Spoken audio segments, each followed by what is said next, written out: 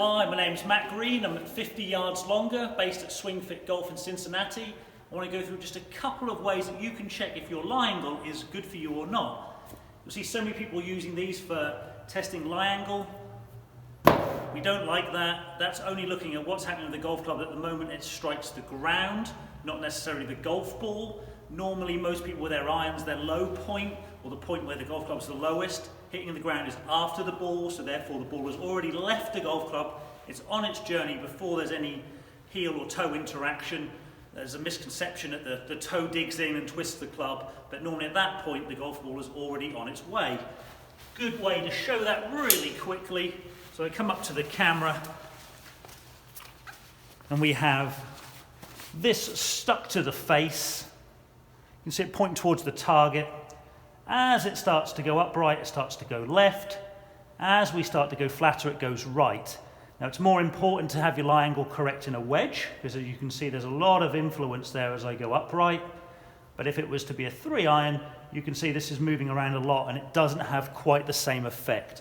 So making sure that your short irons have the right lie angle is very important. One really good way of seeing that is if I grab a golf ball and I'm going to draw a line, basically one of those straight lines that you might use on one of your putts. Okay, so drawing that line on the golf ball, and then I'm going to just face it going straight up in the air. That's the side we're going to hit. So you try and get it nice and straight. So we're going to see that when that golf club hits it, that's what's going to allow us to leave that mark on the club face showing the direction.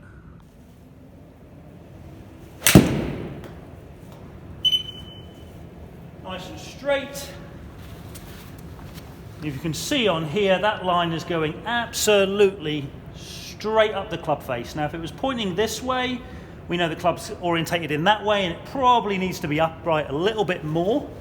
A little bit of a closer view of the lines that are going straight up the club. Pretty confident that club's come through fairly square at the moment of impact. That's just one way to check.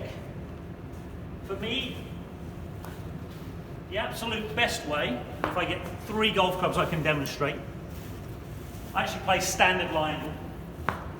This club is 2 degrees flat, so a little bit too flat.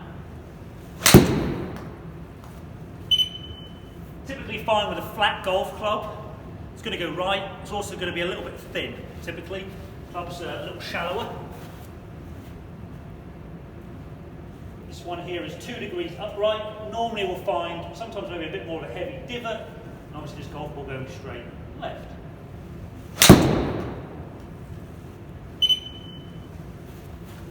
Horrible.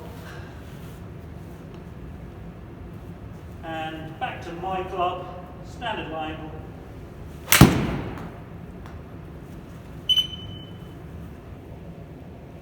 Absolutely button straight. It's also important, if you get fit for golf clubs, that 7-iron or 6-iron that you're doing your fitting with, that's the lie angle you're going to end up in.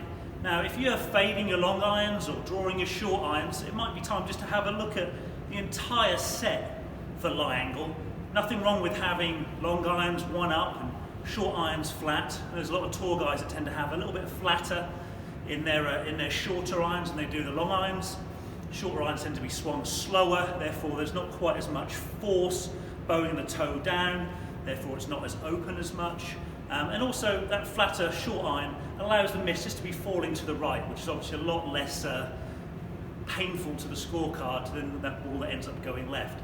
So well worth looking at the lie angles of all your irons, just doing that little tweak before the season. So I love that little Sharpie on the ball, but really watching ball flight is really going to give you a big indication if you're in the right lie angle. Go see a club fitter, come see us at 50 yards longer, and let's make you play better golf straight away.